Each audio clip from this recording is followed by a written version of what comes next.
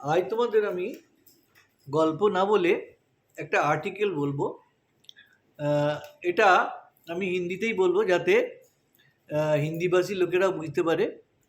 আর্টিকেলটার নাম হচ্ছে आज़ादी के 75वां अमृत महोत्सव। आज़ादी मीन्स गुलामी से मुक्ति, स्वतंत्रता। प्रत्येक व्यक्ति आज़ाद होना चाहता है वो, क्योंकि प्रत्येक व्यक्ति के अधिकार, मौलिक अधिकार है आज़ादी। एक छोटा बच्चा जब खेलता है पढ़ाई नहीं करके, तो उसके माँ बाप उसको टोकता है, रोकता है, तो वो बच्चा नाराज हो जाता है। वो सोचता है मैं बड़ा हो जाऊं, जब बड़ा हो जाऊंगा तो मैं जी भर के खेलूंगा, तब मुझे कोई रोकने टोकने वाला नहीं होगा। तो इसी तरह से आज़ादी सबके लिए महत्वपूर्ण है, लेकिन आदमी के परिस्थितियों बस किंबा परिवार के पालन पोषण के लिए आदमी के मजबूरी से गुलामी स्वीकार करना पड़ता है। जैसे कोई सरकारी कर्मचारी अपने उच्च अधिकारियों के गुलामी करता है, उनके आदेश को मानना पड़ता है, कई बार उनका पर्सनल काम भी करना पड़ता है। कोई प्राइवेट प्रतिष्ठान, कल कारखाने, दुकान, शॉपिंग मॉल्स आदि में जो लोग सब काम करते हैं, कर्मचारी काम करते हैं, उनको उनका मालिक का गुलामी करना ही पड़ता है। उनका पर्सनल काम भी करना पड़ता है, क्योंकि ना करे तो उनका नौकरी चली जाएगी और फिर उनके परिवार का पालन पोषण होना मुश्किल हो जाएगा। इस तरह से कोई मजदूर वो या तो ठेकेदार का गुलामी करता है या मालिक का गुलामी करता है। भारतवर्ष लगभग 700-800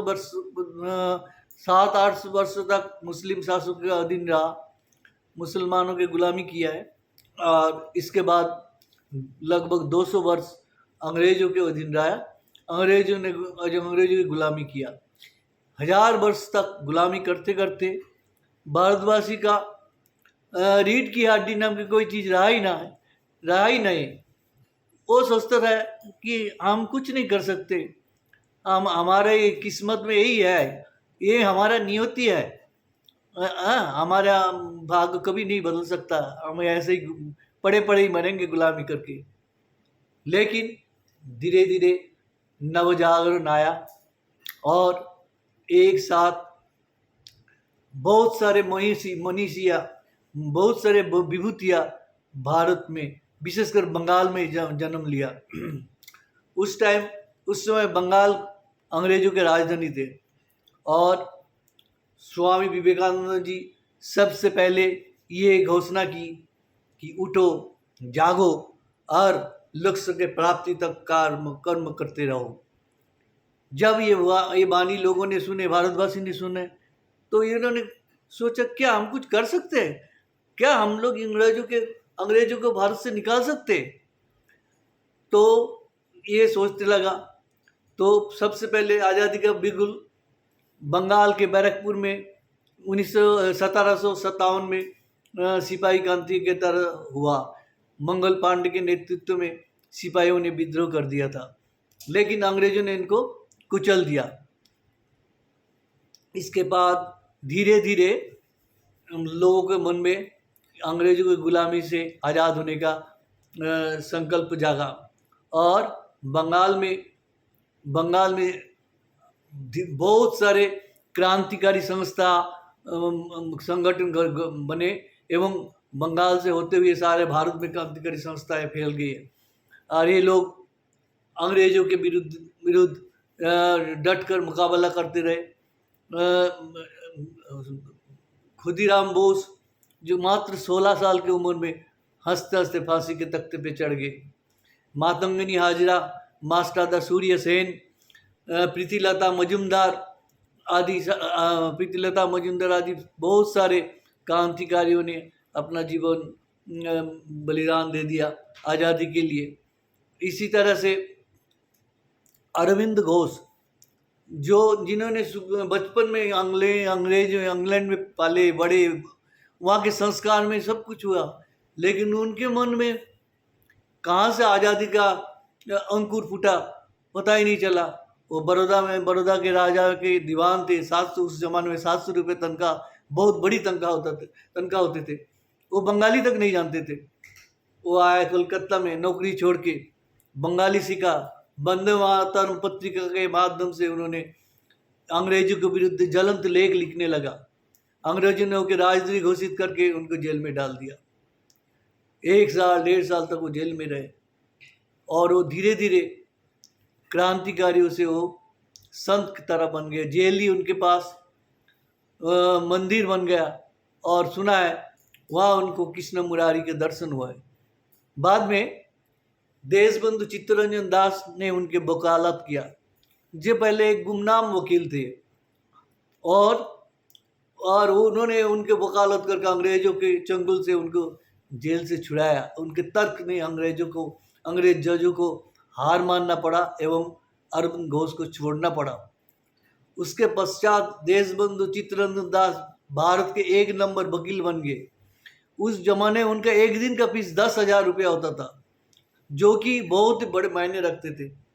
और वो ऐसे आदमी थे कि उनके पास कोई किसी चीज़ मांगने आ जाते तो उस दिन वो शाम को फिर लौटते वक्त वो पैसे सारे दे देते थे। दास दंपति आखिरी जीवन में अपने समस्त संपत्ति, जायदाद, रुपया पैसा देश के लिए दान कर गए। नेताजी सुभाष चंद्र बोस उनके मंत्र शिष्य थे। और इसके बाद क्या हुआ, धीरे धीरे क्रांतिकारियों ने और महात्मा गांधी के असहयोग आंदोलन एवं नेताजी सुभाष चंद्र बोस शुरू में तो महात्मा गांधी के छत्र छाया में थे, लेकिन बाद में उनका मन बदल गया। उन्होंने कहा कि इस तरह से भीख मांगने से आज़ादी नहीं मिल सकता है, आज़ादी के लिए खून देना पड़ता है, खून लेना पड़ता है। इसलिए उन्होंने महात्मा गांधी से अलग होकर अलग दल बनाया, फॉरवर्ड ब्लॉक। फिर वो भारतवर्ष से अंग्रेजों के आंखों में धूल झोंक कर जर्मनी होते हुए जापान में गया। वहाँ रासबिहारी बोस के अधीन रहे जापानी भारतीय युद्धबंदियों को जो रासबिहारी बोस ने एकत्रित किया था, उनको सुभाष चंद्र बोस ने उनको लिया एवं आज़ाद हिंद फौज का गठन किया और भारत के पूर्व सीमांत से उन्होंने अंग्रेजों के विरुद्ध आक्रमण किया। एक तरफ गांधी जी का असहयोग आंदोलन, क्रांतिकारियों का हमला और सुभाष चंद्र बोस का आर्मी ने हमला बोला और असंख्य भारतीयों का बलिदान आखिर में भारत को 1947 में स्वतंत्र कर दिया। भारत स्वतंत्र हुआ।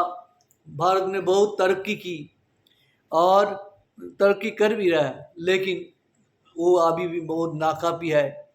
आज मेरे देश में बेरोजगारी, भ्रष्टाचार, ये माफिया दलाल और खान माफिया, इनका बोलबाला चल रहा है।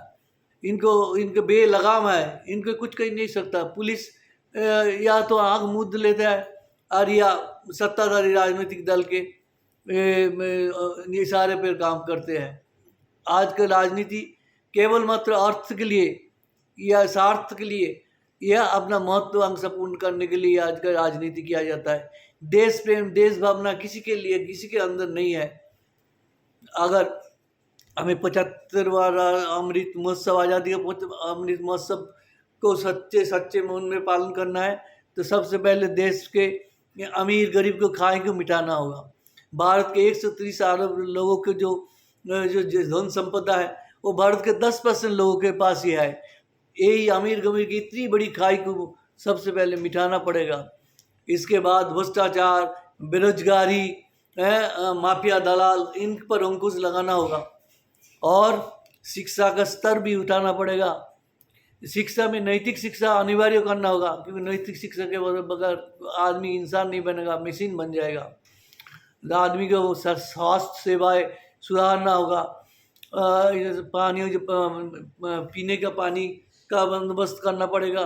सड़क वगैरह सब कुछ अच्छी तरह से करना पड़ेगा और गरीबी दूर करना होगा। प्रत्येक आदमी के लिए छत होना जरूरी है। तो ये सब करना पड़ेगा, तभी आज़ादी का 75वां अमृत उत्सव सफल होगा। आज हमारे देश में अधिकांश नेता स्वार्थी है।